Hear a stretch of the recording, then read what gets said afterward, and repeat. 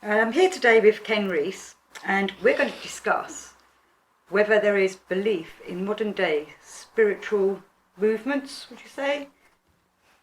Well, what is the role of belief in modern day spirituality? Because last time I saw you, I mentioned reincarnation, and you said, "Oh, I don't believe in reincarnation." And then you sent me a little email saying, "I don't believe reincarnation is true, but neither do I suggest it is not true." Oh, that's true, yes. Almost constructive ambiguity, you could say. So what would you say about that then? With not the reincarnation, about you don't believe in reincarnation is true, but you also suggest it is not true. Is that a belief?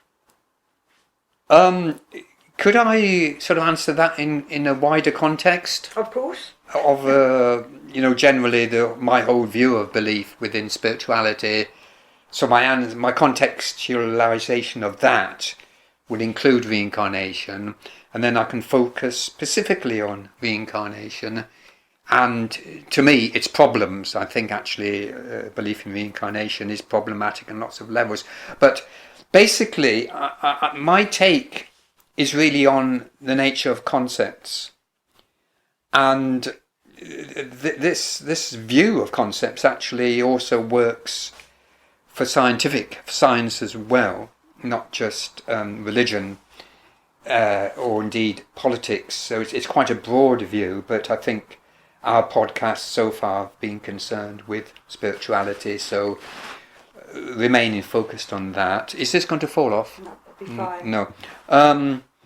Now, the thing is, I've got no problems with concepts at all. Indeed, I rather like concepts. I mean, as you know, I do teach within the history of ideas. So I'm fascinated by concepts, fascinated by theory. Where I do find them changing and becoming almost obstacles is when they take on the rigidity of beliefs in a metaphysical scheme. And of course, the metaphysical scheme can also, as I said, include wider sort of platforms rather than just spirituality. It can be very wide: philosophy, science, politics, and so on. But the issues I have with concepts is they can get reified in a manner which can become baggage, usually verbal or written baggage, which people may carry around with them and sort of dive into as a kind of bag which they then pull out, and they'll flood one with a whole lot of verbiage which is similar metaphorically to diarrhea, quite honestly. It's certainly not constipation, because constipation is when people can't speak at all, if you like. And this typically, to me, gets embodied in religion, in theology, in New Age thinking and the like. This kind of process where concepts cease to be concepts and they become solidified, crystallized, concretized in a manner which I don't think serves spirituality. I think that's the crux of today's podcast. I think when this kind of process occurs, it typically chokes off the possibility and actuality of spirituality. I would like to give a quote from someone who I argued in this way too, and she responded in a way which was very akin to my own thinking, and it's a very, very good quote, so don't mind if I just give it. And this is her view. I think the more we try to conceptualize things, the further we get away from basic truths. Especially in matters of religion and belief systems, interpretations can get very distorted. Particularly New Age teachers often chop and change and take from many traditions. I look upon this as esoteric promiscuity, which I think is a great phrase. This promiscuity is really linked to, and of course part of their eclecticism, But in their eclecticism, they think it's going to enhance and amplify the original teachings or the derived teachings. My view, this is my friend, the opposite is true. Actually, it's pretty much my view too. That's why I included this quote in this podcast. She goes on, ancient truths get diluted and adapted and the essence is lost. I think the New Age movement, combined with the internet and modern lifestyles, has created a large collective of spiritually and maybe psychologically lazy people who search for easy and quick solutions and instant gratifications. Not many people willing to do real work, and so it gives great scope for any self-styled guru. As the old saying goes, in the kingdom of the blind, the one-eyed man is king. So that's her quote. I thought it's rather good, and one can elaborate on that. Actually, that quote, the quote she quotes, I thought was quite modern. I thought it was H.G. Wells or someone like that, but whatever, I think it's a good quote. I'm reminded of a group which I haven't referred to in this podcast so far. Well, I'm not referring to any group as far as I can by name, but there's another group I've been familiar with for more than 2 years on and off, and not a single meeting. This is a small house meeting group, you could say. It's not a Christian group, but it's a house meeting group, and all the time I've been there, not a single person has mentioned a book they read. The whole concept of the book seems to have died out. I took a book there once. They stared at it as though it was some kind of foreign object. I have a friend who's senior to me down in West Country, and he meets in a moot. There's a certain moot, M-O-T-T. It happens to be a pagan moot as it happens, and he carries a rucksack of books on his back when he goes to these moots to show them what books are and suggest they might actually read a book. And I don't think he ever gets any take-up, but at least it keeps him fit. Anyway, going back to the main theme of this talk, concretization. Concepts are formed, they develop of a metaphysical nature in some cases. Some of these get concretized, often in a theological or political mode, and elsewhere too. Once such concretizations occur, the concepts take on the cloak of beliefs.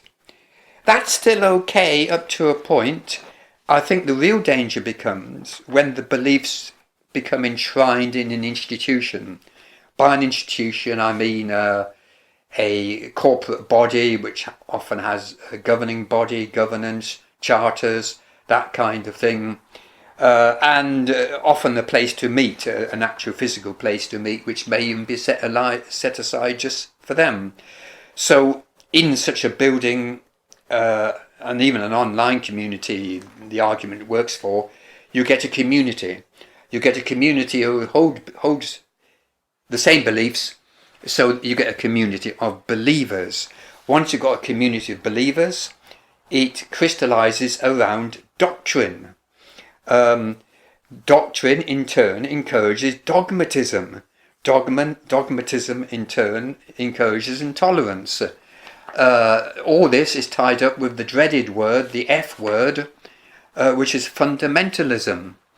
And the intolerance is so great, even towards people who hold beliefs, but they're different beliefs. So the fact you hold beliefs isn't enough. You can still be prejudiced against yourself because your beliefs are variants. And then, of course, one is then called a heretic if one knows the word, whereas it's a misuse of the word because heretic just means to choose differently. That's all heresy means. I mean, I've been mixing with a group on and off, again, a different group this time, who says their terms only begin as concepts and then become real. They don't necessarily degenerate into just beliefs, because if you've got realities, you don't need belief. I fully agree with this if it's true in these people's cases.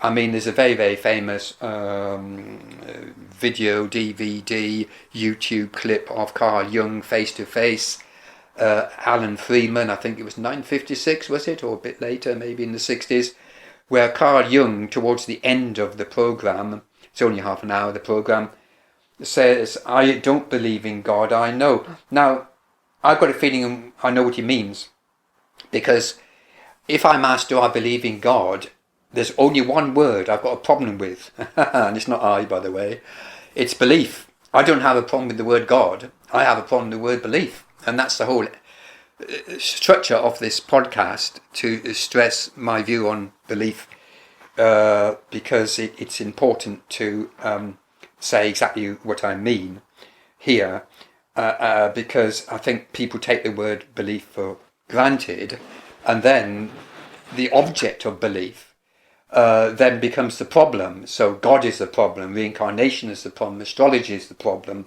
I mean, these nouns, these terms have problems in their own right, yes, but the precursor, if you like, is the word belief, and that's still the dominant theme for me of this podcast today. So, okay, you meet people who say, well, we began with concepts, then we had realities, and the realities become because of the practices. Now, again, you've got problems, because with many groups, they offer a practice based on their beliefs, but the practices themselves are dogmatic, e.g. like vegetarianism. Now, I've got nothing against vegetarianism. Indeed, I'm 2/3 vegetarianism. But when you get the imposition of something which is, to me, the most personal thing you can ever say to tell someone is to what to eat. You don't tell someone what to eat. I mean, okay, if you're a medical person, that's slightly different. You've got certain sorts of qualification. If you're a nutritionist, that again is slightly different. But the man in the street, the woman in the street, the person in the bus queue, how dare they tell me what to eat? Well, they don't. But you know what I mean. I don't go to, actually I do. I mean, obviously if I go to a Buddhist group, I expect them to be vegetarian, but they're not going to tell me what to eat, because I already know what they eat. A macrobiotic diet used to be the fashion the Buddhists I used to go to. But I think in a general form, if the only way you can achieve the sort of spirituality which certain groups say you can is to change your diet, and it doesn't have to be vegetarian, it could be the opposite, of course. I'm sure there's some groups that say you must eat meat,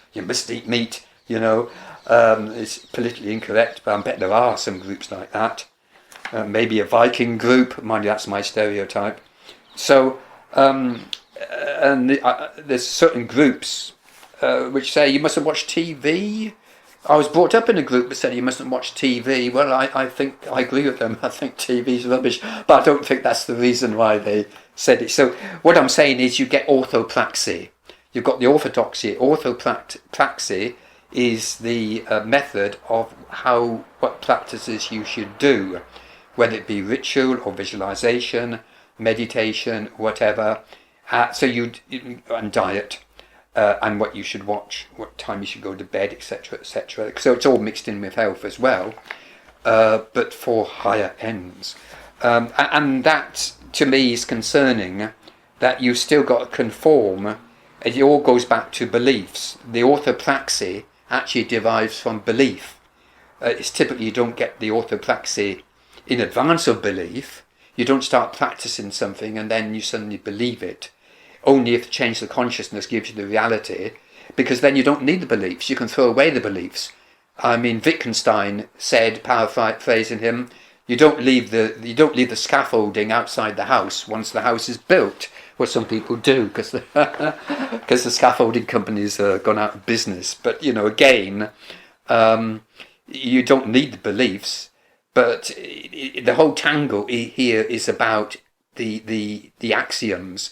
Going back to the F word, the fundamentals, then someone responded to my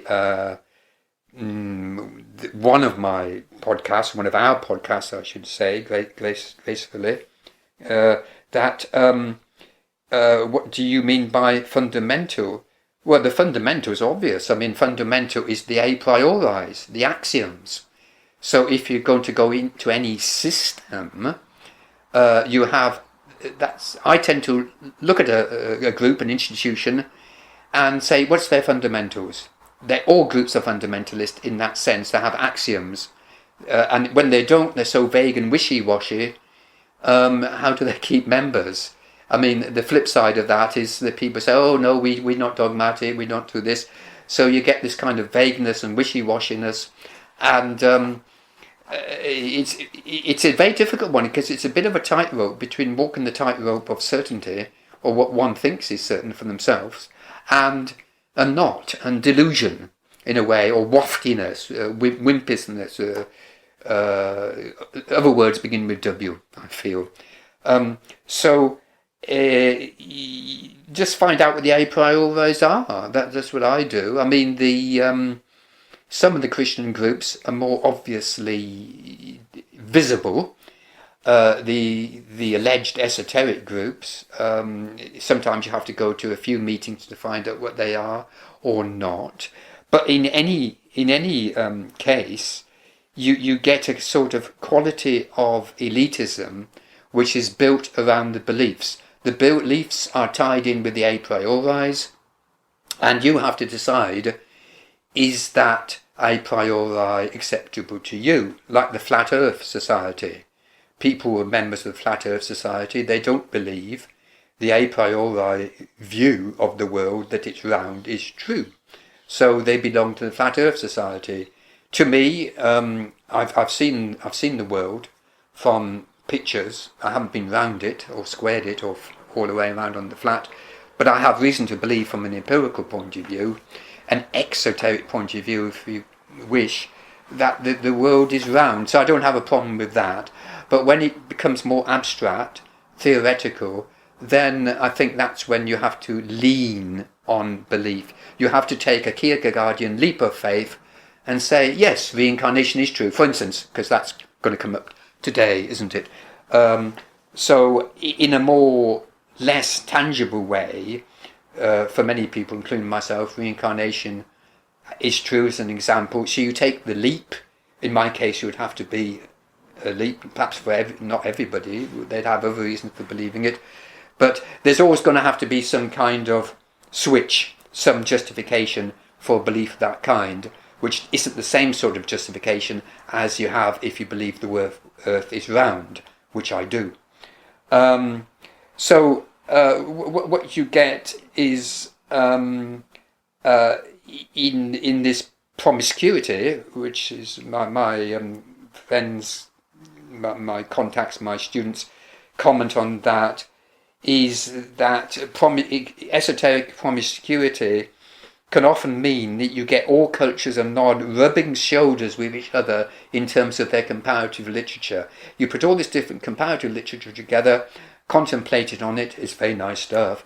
Not saying that, but it's what doesn't fit, sort of thing. There's kind of, without due regard to literary norms, aesthetic norms, linguistic norms, or indeed religious worth. If you're going to say everything is as good as everything else, where's your landmarks? I'm using a Masonic term there. Where are you going to put your landmarks? You actually get strange bedfellows rubbing shoulders with each other in their written material, and in verbal material too. What's this justified by? Well, it's justified by the universal teaching, isn't it? You get group after group, including the one we know perhaps the most, talking about universal wisdom, universal teaching. Let's prove it's universal by getting a big cauldron and putting all the stuff into it and say, oh, it all fits together, jolly good. Fine. But it's not suitable, I don't think, for people like me. I mean, if it's suitable for other people, that's great.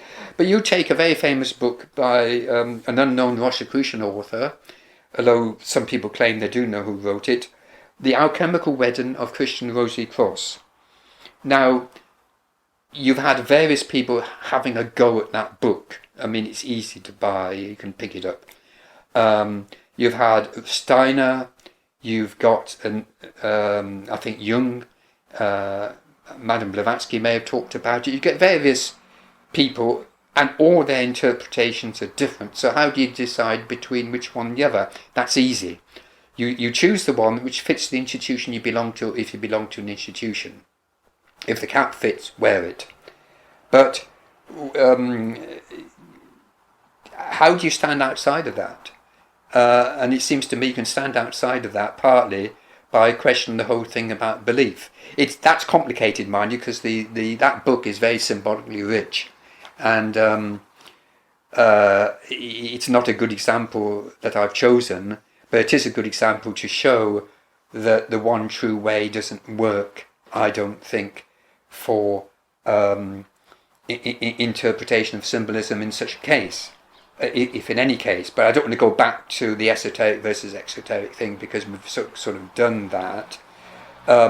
Rather, the universal teaching doesn't seem to me to be universal at all.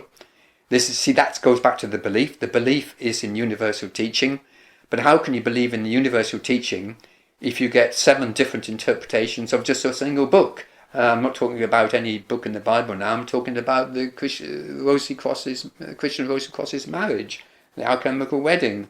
So what's universal about that? It seems to be very particular to Steiner, to Jung, to various other people. Adam McLean, I think he's interpreted it. Very nice interpretation is his. So you've got to use some other yardstick. So can I just ask him, maybe then it's not down to, most people want to be told what to believe, don't they? Whereas unfortunately, this may be, well, that goes back to reading books, yeah. Yeah, and if they read it themselves, they'd come up with their own interpretation, and they'd have their own belief that would hopefully move into some kind of understanding of what it was trying to say. But not many people want to do that, do they? They do like to be told what to believe in. In fairness to some other people, mind, if one reads the alchemical wedding of Christian Rosie Cross without any background, it's quite easy not to make head or tail of it. So you might, by necessity, need to ask someone who does. So maybe read other different people's versions, yes, like you say, like Steiner. And read different viewpoints, and then see which one you like the best. I think that's perhaps the only way. Earlier you mentioned about, let's say you took the example of flat earth is something we can't prove ourselves, because there are many things we can't prove for ourselves, but Gurdjieff, where I come from, the Gurdjieffian work, is saying try to verify everything for yourself, but obviously there are some things we cannot verify. So like you were saying, it does have to become a belief, or maybe it's not important to verify them things if we can't.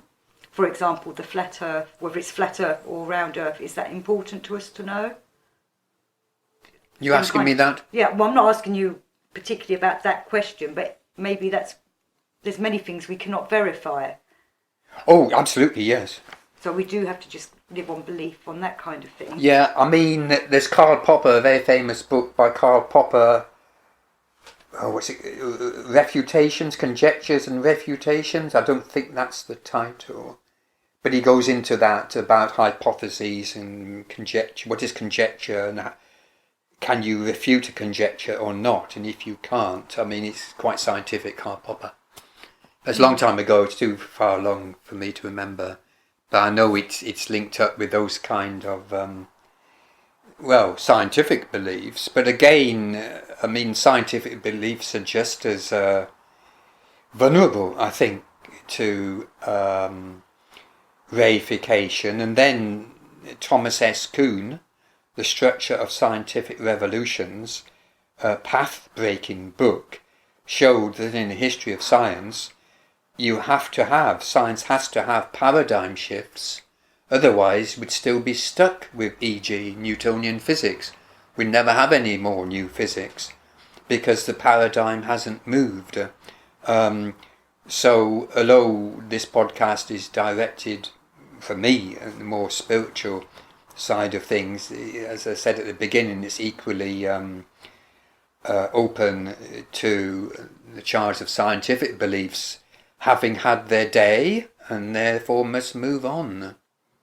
Okay, I'll just throw one more at you, because let's say theosophy. Theosophy and theosophists like to believe in fairies, pixies, the small folk, but not everybody sees them. So if you wanted to be a theosophist, that's obviously down to a belief, believing in fairies, which you can't. Not many people can see them. Well, I believe in them, if you may be surprised to know. I believe in fairies, and indeed I've done day schools in fairies. I've done 12 hours teaching on the fairy faith, particularly in Scotland and to some extent in Ireland. But my ultimate view of fairies is energetics, is energy. We can always feel energy in ourselves and outside ourselves. I don't see either. I'm not clairvoyant, and I don't think all clairvoyants or all people claim to be clairvoyant. I don't think they can. It doesn't mean they can see fairies either necessarily, but it seems to me that fairies are a very good concept actually to relate to the energies of water, of flowers, of trees.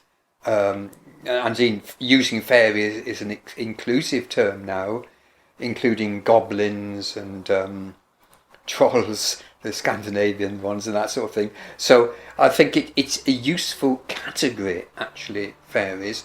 So in that sense, I can believe it, because I think you can apply the notion of fairy to the energetics of the natural world and our world. So in that sense I believe in fairies, but I certainly don't believe it in any Victorian sense. So you wouldn't, just to paraphrase Carl Jung, you would say, I don't believe in fairies, I know there are fairies. Yeah, yes, if you like, it on an energetic level. I was just using it as an example of something we can't prove unless you can have that special clairvoyance to see them. Yeah, but I wouldn't depend on seeing myself, you see, because I don't see. Because there's so many other senses apart from seeing. As a minimum, there's 4. So I like it's a use of language thing, really. I think, it's partly a use of language, it's a use for category, so it's pragmatic. So if there's a belief in whatever realm which I can see as pragmatic, then I will accept it. Because I like to think at the end of the day I'm a pragmatist. What about the idea of thought forms, that we create these things because we absolutely. think about them? Yeah, absolutely. Yeah. So I've no problems of using... So I think you want me to say a bit about reincarnation. Now, I think the concept of reincarnation, which I think came up, or was it going to come up in August at the Theosophical International School? I read something about it. The European School. Thank you, yeah. Now, I think the concept of reincarnation can easily be contested from a conventional scientific point of view, which is not what I want to do. It's not particularly my interest, because I think in a way it's too easy. Even Ian Stevenson's work regarding evidence from children, you've only got to look at the Salem witch trials to see the horrendous damage that was done to people thanks to the evidence of children. And in the witch trials eventually in this country, the evidence of children below a certain age was banned. The evidence of children, I think, is a bit iffy in law, in legal systems across the world. It's going to vary in terms of age and how it's treated. But B, the whole concept of having that kind of evidence, in my understanding of the concept of reincarnation, isn't relevant. Because my understanding of reincarnation is it's got nothing to do with the previous I, nothing to do with the previous ego. It's all to do with the soul and the way in which the soul inhabits different bodies, incarnates in different vehicles across the generations. That's my understanding, partly based on reading Anna Kingsford and also Dion Fortune. So it seems to me anyone who, I may be doing even Stevenson a disfavour here, but I think anyone who tries to demonstrate that people have got past life memories isn't fitting in to the proper understanding of what reincarnation means, because it's not meant to fit in with personalities. I mean, I haven't looked at this. The concept of reincarnation doesn't interest me intellectually. It never has. So I'm probably got both sides wrong for all I know. You might be able to want to enlighten me if I have. But certainly I've read in Dear and Fortune that the personality is episodic. It's a one-off. It is the soul which reincarnates. Now, of course, the problem I have of that, again, theologically, is that I don't believe in the concept of the soul. But that's still not my main issue with reincarnation. But my main issue with reincarnation is not scientific evidence. It is not theological belief. It's actually sociological. And it's about time, given my background in sociology. It's rather the use that some people, but not all, but the use that some people do make of the concept of reincarnation as a form of elitism. It goes back, once again, to this quality of, in inverted commas for me, esoteric belief, but also exoteric too. The two are just as bad of each other. They can be used just as bad of each other in terms of elitism. I mean, I'll read my own paragraph out. All too often, notions of reincarnation are invoked to buttress the claims of someone saying, "I'm more evolved than you are. I am in my penultimate lifetime. I am in an old soul." Now, I've experienced all these statements, both to me by other people who are making claims for themselves, and, slightly more interesting, about me. Being told, way back before I ever came to London, I was told that I was an old soul by a druid who was physically really an old soul, and I didn't know what he meant. And I happened to be with a lady who was a member of the Theosophical Society at the time, and I said, "What does the old buffer mean?" And she told me, and I didn't know what was going on. I thought, well, is he flattering me or what? But much more recently, I've been told by a gentleman who we both know. He introduced me to a lady of his at a certain talk at a place we both know, and he said, "Oh, this is Ken. He's like me. He's an evolved person. You know, he's only got one more time going." This sort of stuff. Now, to me, he wasn't flattering me. He was actually flattering himself. And I think it's those kind of one-upmanships which I find laughable, actually. Rather sort of makes me laugh, you know. I think I'll say it on page 2. I'll go on to that in a moment. And that's, as a minimum, that's a misuse and an abuse of a genuine belief or a metaphysical precept as a minimum. As a maximum, it's a misunderstanding. But in any case, I do say at the bottom, I'm going to say it on this tape too, culturally speaking, reincarnation, particularly with the Hindu religion, has been used to prop up invidious caste system, keeping innocent people down and branding them as untouchables. Not only that, I had a friend who went to Sri Lanka some years ago, and she was shocked at the amount of ill and ailing elephants walking around the place. And she says, "Why aren't these elephants put down?" And they said, "Oh, in our religion we don't, you know, it could be our grandfather," and so on and so forth. So you push it further on, you get metempsychosis, I believe. So I find a very, very disturbing belief indeed.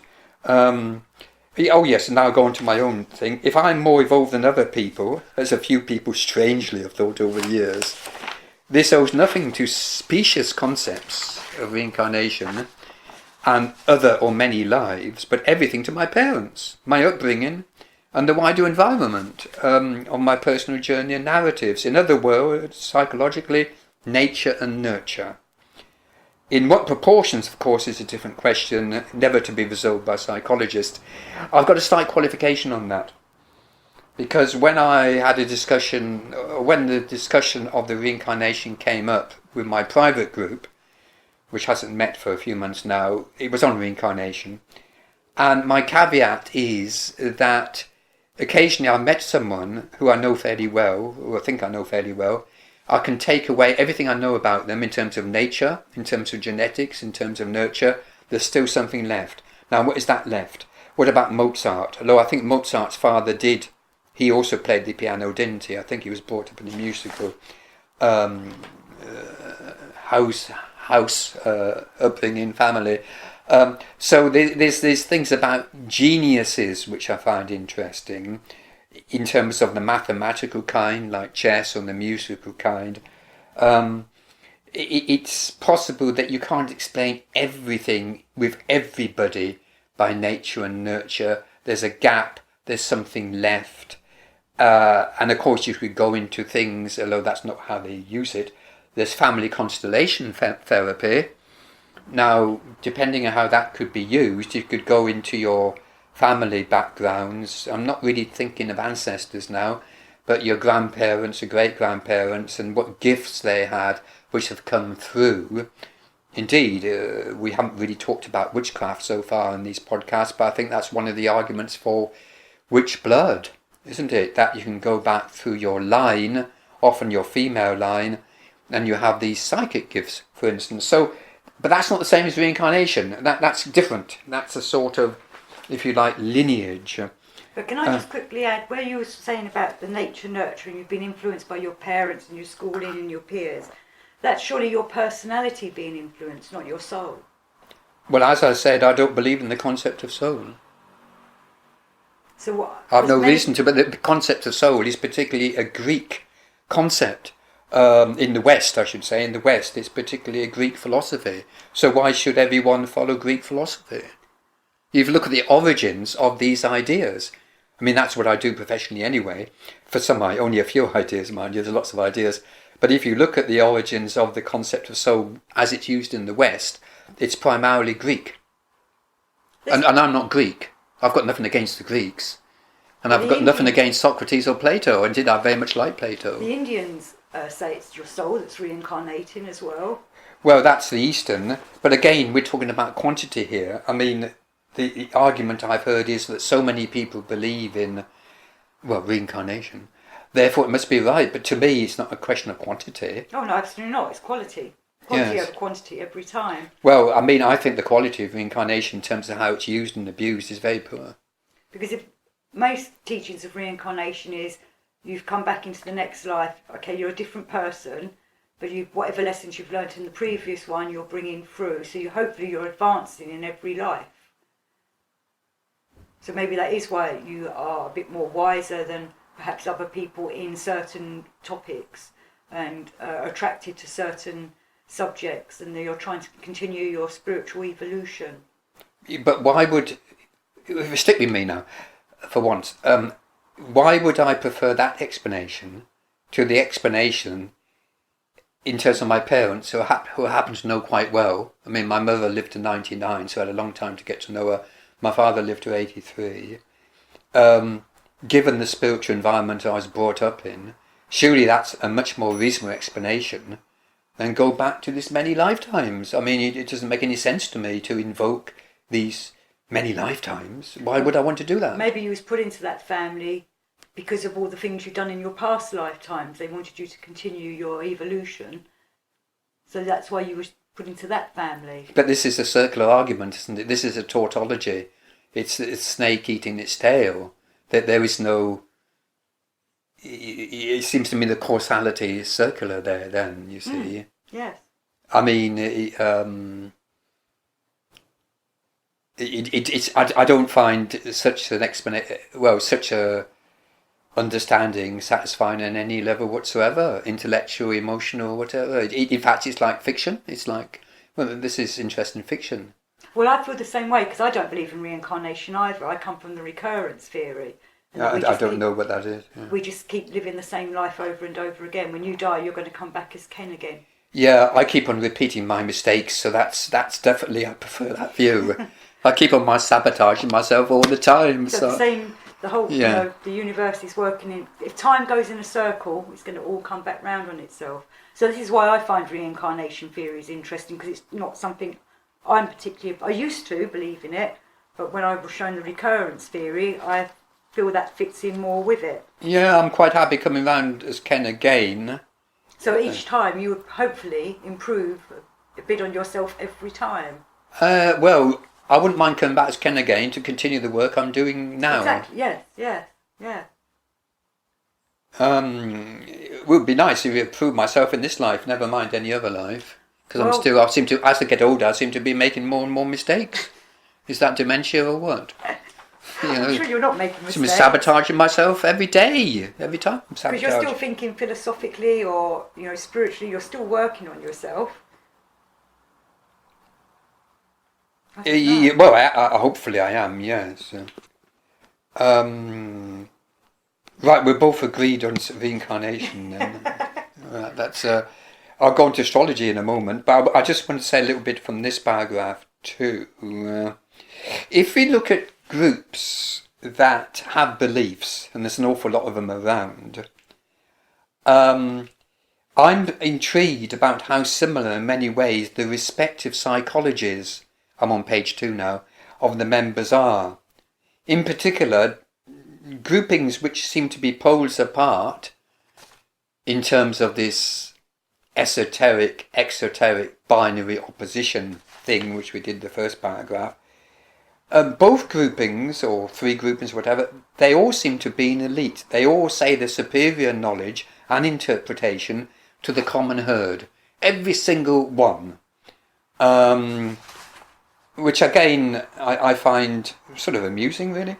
And I think these attitudes do depend on sets of beliefs, which basically function as so much baggage and act, and this is a key thing, as self-imposed cages. People walking. I remember reading comics. I think they were particularly geared for boys, young boys, and they were something to do with Dan Dare, the Mekon. There were guys in these comics walking around in spacesuits, or what were considered to be spacesuits in the 1950s, with helmets all the way around their head. Well, space helmets. I mean, maybe they still do in real life. I don't know. I'm not that interested in the space race. I think it's a tremendous waste of money. It's sort of given to a social care system. But anyway, it's a different point. And it seems that people who've got fixed set of beliefs in whatever area are actually in a gigantic bubble. Well, it's not that big. I mean, the bubble's about just a little bit bigger than their head. And they're walking round. I say I don't see. It's not the order, but I can imagine or project it, visualize it. Oh, there's someone with a so-and-so bubble round his head, so-and-so with a so-and-so bubble round her head, and so on. And how do you get through that bubble? Ultimately, you have to, if you can't beat them, join them. So you move into their bubble and take on their symbol system or whatever. It's a self-imposed cage, self-imposed cage, which individuals have chosen to construct around them. And I think this paragraph is important. To construct for different reasons. One is insecurity, e.g. fear of death.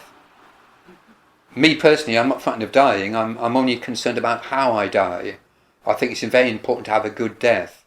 But how many of us have the luxury of choosing a good death? But that's another podcast even, possibly. So insecurity, e.g. fear of death. Explanation, how can these things be? I mean, I think reincarnation in an explanatory way is very strong, in that it solves the problem of what theologians call the problem of theodicy. At least I think it does.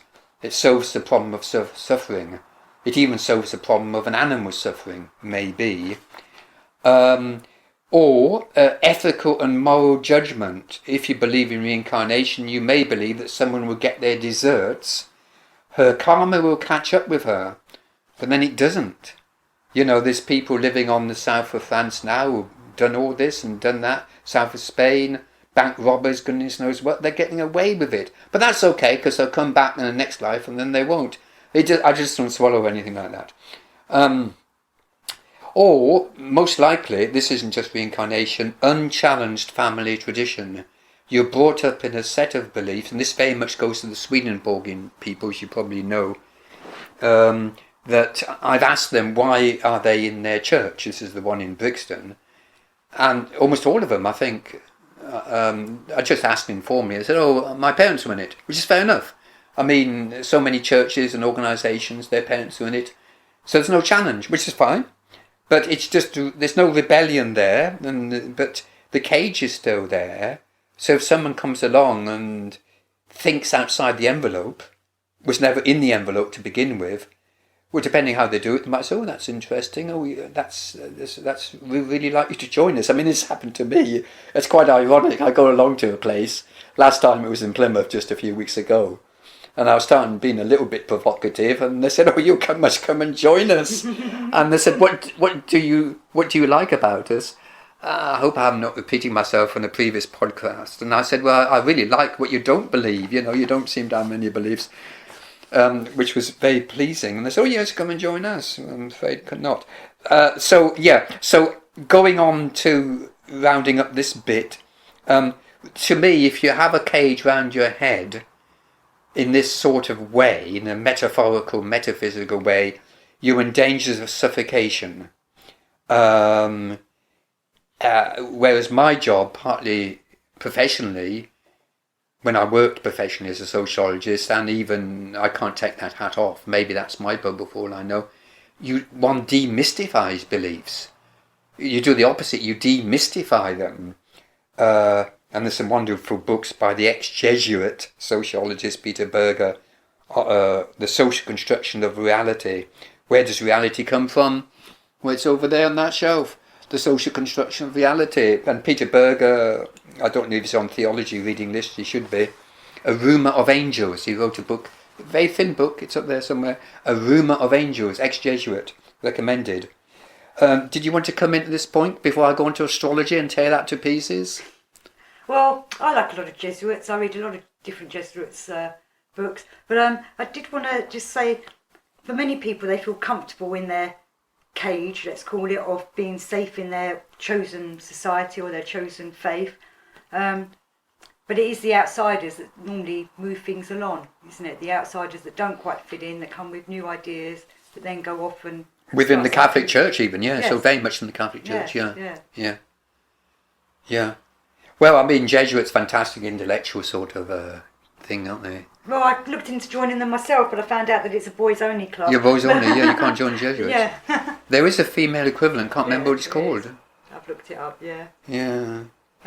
It's just some of my favourite authors seem to be Jesuits. Malachi Martin, Deschardin, Teilhard de Chardin. Yeah. And I'd put a Peter Berger book as well. So. Now, astrology, this is, to me, astrology suffers from the same... Again, this may not be the typical critique that you may expect of astrology.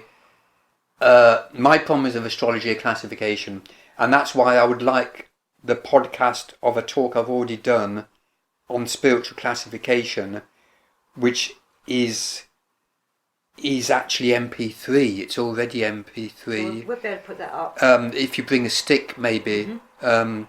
Yeah, that's a talk I gave to the Alistair Hardy people in a convent. When they use this convent in October, because that really links it with my main critique generally of classification. Because the first podcast on the binary opposition between exoteric and esoteric was a specific case of my more general critique of classifications used in spirituality, including the 7-layered theosophical classification, very famous one there. So, but I'll just say a little bit about astrology now. I think I've said it. Yeah, I mean, basically, astrology has got all sorts of different classifications. I've had my chart done several times by well-wishers, or whatever you want to call them, but they all use different readings. There's Equal House, there's Placidus, there's one or two others, including a karmic one. And again, which one do you choose which is right, or doesn't it matter? I just file them away. I've got about 6 or 7 different charts done, full, plus one computer one from Covent Garden, I think, plus a synastry, plus progressions. So I've had all that stuff done, and I don't think it's added one whit to my self-knowledge, but it was interesting to read, really. But do you think the stars do have an effect on us, the planets? Yes. Their astral beings coming down?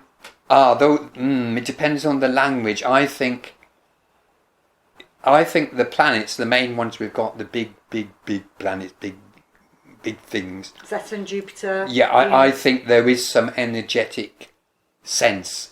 There has to be some kind of energetic wavelength. I don't know quite what language to use, but I don't think there's any way how that can be understood in terms of the classifications we've got, and not sure astrology is trying to justify it in that kind of way.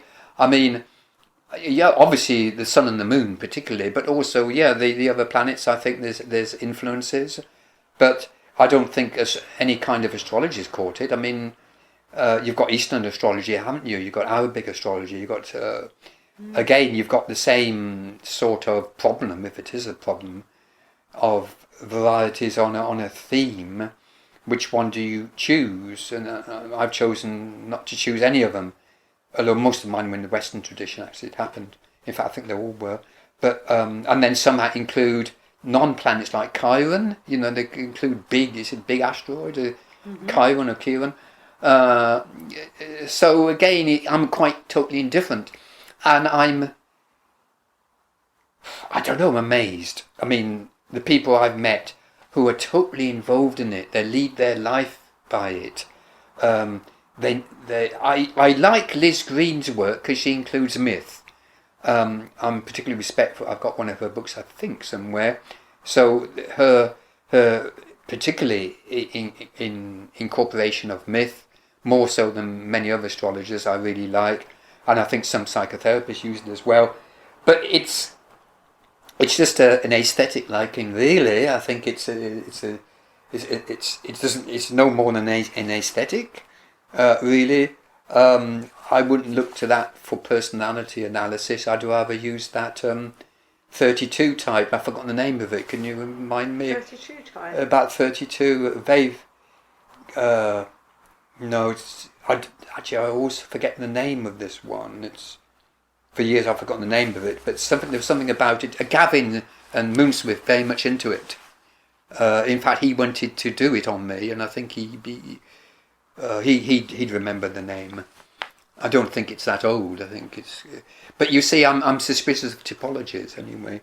So when you say 32 type, what 32 types of people? No, it's less complicated than that. I there was something that I just liked it. I think right, so. Okay. So I think up to a point I expand more on this in my spiritual typology talk, but that's a kind of contesting the nature of typologies in general on the spiritual front. But I also contest Myers-Briggs, you know. I mean, so many companies interview people and employ people on the strength of Myers-Briggs, which is based partly, I believe, on Jung, anyway. And you can't put people into a box. Why put yourself into a box? I mean, I know my astrology. I mean, I'm well, I won't say on here, but I know where my so and so is and such a house and so on. But this is just kind of flat knowledge. I don't live up to it. On the other hand, some people, at least in the past, said, "Oh, you were typical so and so. You were typical that." So they put me in a box. But people put people in boxes because it makes them feel more secure that they know what that person's going to be like. Because I've had it in my life, throughout my life. Yes. People try and put me in a box, then I do something that doesn't seem right, and they're like, "Oh, you're very unpredictable," and so we shouldn't have put me in a box. Well, I would say, Debbie, because I don't know you very well, I would say you are boxless. I am boxless. You're absolutely boxless. It's fantastic. Yeah, it's fantastic being a boxless. Yeah. Well, I doubt if I'm a boxless, but I don't think of myself in terms of boxes. Medical boxes, yes, I have to accept a certain degree of medical boxes, but beyond that, because these other things are abstract to me, But I play with ideas, so I take an interest in them. Although I have to say again, like a reincarnation, I've never been intellectually interested in astrology. I think I drew my boundaries quite unconsciously many years ago in what I was interested in and what I wasn't interested in. So I'm sure I've got a lot of respect for Gurdjieff, but I've actually got no interest in whatsoever looking at him. I have got one book which someone gave me in the lobby there, but you know, I'm interested in Jung, I'm not interested in Gurdjieff. Someone may be interested in Gurdjieff, not interested in Jung. You can't be interested in everybody. Mm-hmm. I'm not interested in geomancy. I am interested in the tarot, although not intellectually. So, you know, you choose what you're interested in, I suppose. Yeah, exactly. You're a free spirit to be able to look at what you want to look at. I have the pull. If I have a pull, then I'll look at it and ideally put a course on. Not with everyone. See, I am pulled to Auntie Alice, as I call her, Auntie Alice Bailey, but I couldn't put a course on her. I mean, I wouldn't know how to put a course on her at all. Because again, I think I'd suffer from indigestion, to be honest. I mean, she's pretty gastronomic. Yes, I found her hard work. I used to go to the meditations many years ago. Well, I know neither of us like to be told what to do, but I'm going to tell you what to do, Ken, because we're going to have to bring this to a close. Well, I'm very happy with that, because I find I've said absolutely just right enough. It's been fantastic to speak again, Yeah. and I look forward to our next one.